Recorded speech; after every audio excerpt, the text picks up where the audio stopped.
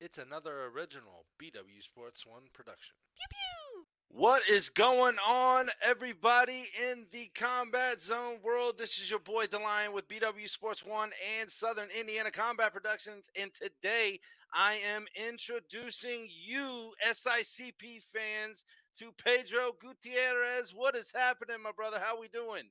I'm doing well. How is it going? Good. Excited to be here today. Hell yeah, man. We're excited to seeing you here in just a short time now. So tell everybody that may not know necessarily too much about you down in that southern part of Indiana what your combat sports world and career has been so far and what's got you here right now. So I started martial arts at the age of 9 with my dad teaching me karate. From there, I found my way to Coach Franco at Team 110 and been there ever since. He's been a great coach, great mentor, like a father almost to me, and has guided me in my journey in MMA, you know? All right. It's always good to have those mentors in your career to help you get through a lot of the stuff that people not in the fight realm understand too well. But so you're coming out of the Chicago area. You're getting ready to head south to Evansville, Indiana, August 5th. That's right, folks. SICP 3 back at the Veterans Memorial Coliseum. And Pedro, you have one pro fight under your belt, correct? Yes, one pro fight.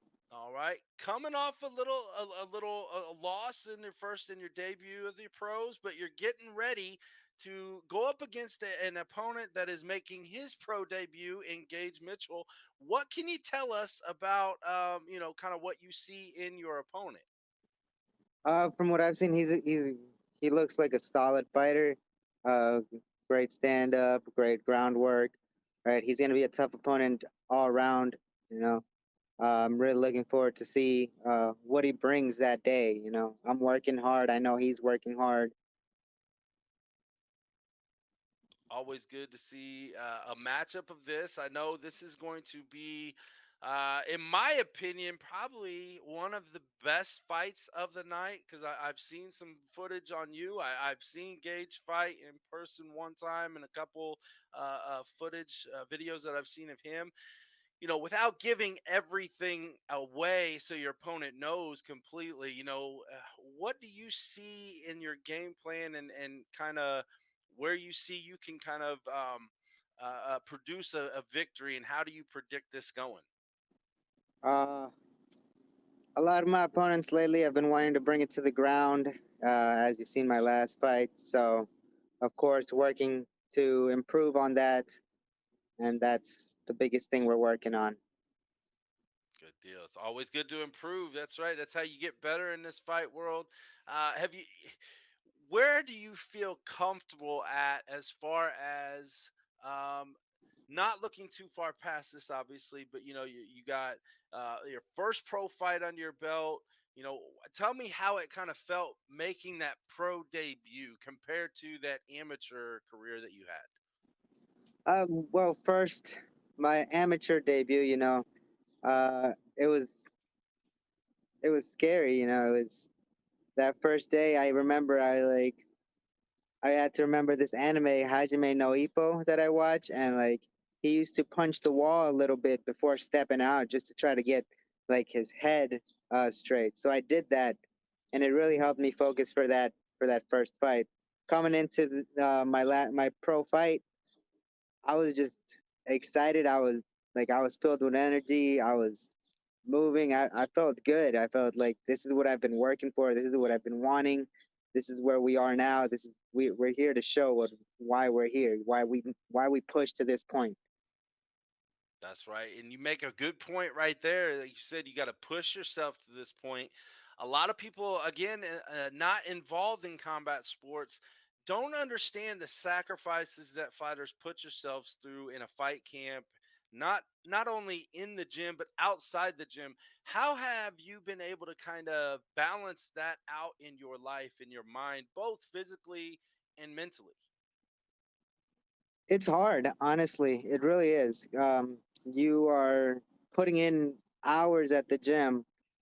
Days you're almost having to put aside family until I don't normally get to see like my brothers and sisters and everything till like that week after my fight, and then I'm right back at the gym, you know. And they'll be like, "Oh, I haven't seen you in forever. Why are you always so busy?" I'm like, "I'm always training." I was like, "I this is what I want to do. This is what I do for a living." I was like, "I have to be. This is my job. You know, this is my career. This is my future." So I was like, it gets kind of complicated. I was like, I even mentioned it. Even some days, just getting laundry done. Some days, it'll take me almost 2 weeks before I can finally be like, man, I should probably take a day, do some laundry before getting back to the gym. Yep. Yep. I totally understand what you're saying, man. It's a complete different world out there. It's a complete different life. But if anybody wants into the top levels of this sport, they have to put in the work. They got to put in the time, and they definitely have to toughen their physical and mental skills up to be able to obtain all obstacles that come through life. Because everybody goes through shit every day in life, but it depends on how you work through those circumstances that puts you in that success rate. So, Pedro, I know that I have a feeling we're going to see a lot more of you in the future. But for right now, we got to put you through what I call rapid knockout. It's 3 questions, has nothing absolutely to do with fight scene. Are you ready? I'm ready. All right. Number one, favorite food. Favorite food? I'm big on like arroz con gandules, so like Puerto Rican rice. Okay. Yeah, that's Okay. one of my favorite things to eat. All right. Now, do you just do the rice or what's in it? Kind of help me out here. Um, the rice with, of course, some chicken on the side. I love that. I Spicy? also not spicy. No, the spiciest thing I eat is enchiladas. Um, Okay. and I like to make the salsa myself with like 8 chiles and all that. So it's very spicy for most people. Are you bringing some of that down to the weigh-ins to have afterwards? I will not, All right, one of these days I'll have to make the trip up north from Indy to you to get some of that homemade salsa. of course. All right. Question number two. What's popping in the headphones right before you're going out into a fight? uh, it's Superpower by V6. It's an intro in One Piece. It's an anime that I watch. Okay. It's my favorite anime.